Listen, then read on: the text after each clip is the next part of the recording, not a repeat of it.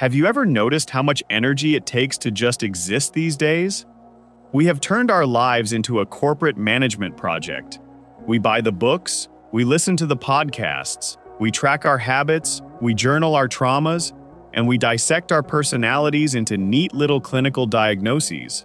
We wake up every single morning with an invisible to-do list written by our inner critic. A list that says, if I can just fix my anxiety, if I can just cure my overthinking, if I can just heal my inner child, then, and only then, will I finally be ready to live. But I want to ask you a very quiet, very terrifying question. What if you are running a race with no finish line? What if you have spent the last 5, 10, or 20 years of your life desperately trying to heal a wound that you never actually had? None of us came into this world feeling defective. When you were a child, you didn't look at your tears as a systemic failure. You didn't look at your sensitivity as a flaw in your design. You were just wide open. You were a soft, living thing, responding naturally to a world that was often too loud, too chaotic, and too cruel.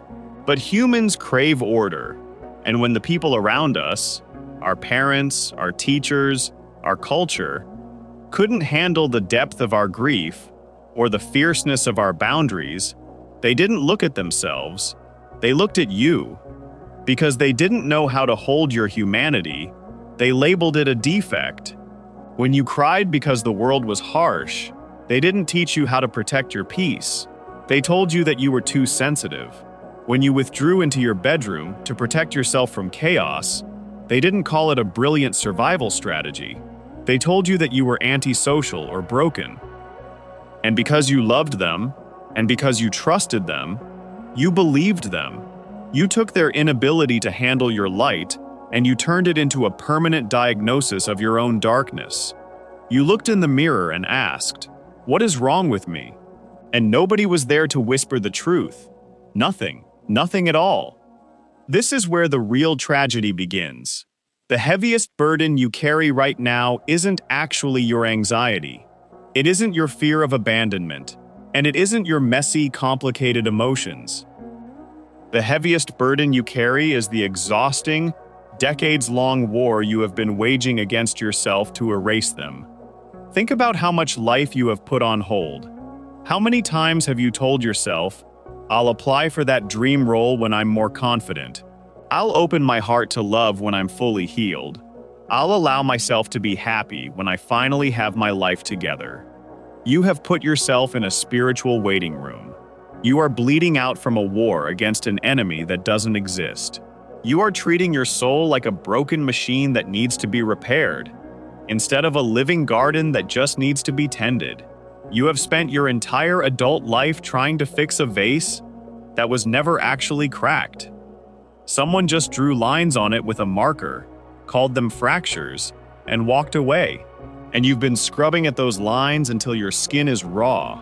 Sigh of relief in musical for sides. So what happens if you just stop? What happens if you lay your weapons down? What happens if you look at the parts of yourself you have hated for so long, and you realize they were never flaws? Your anxiety is not a glitch.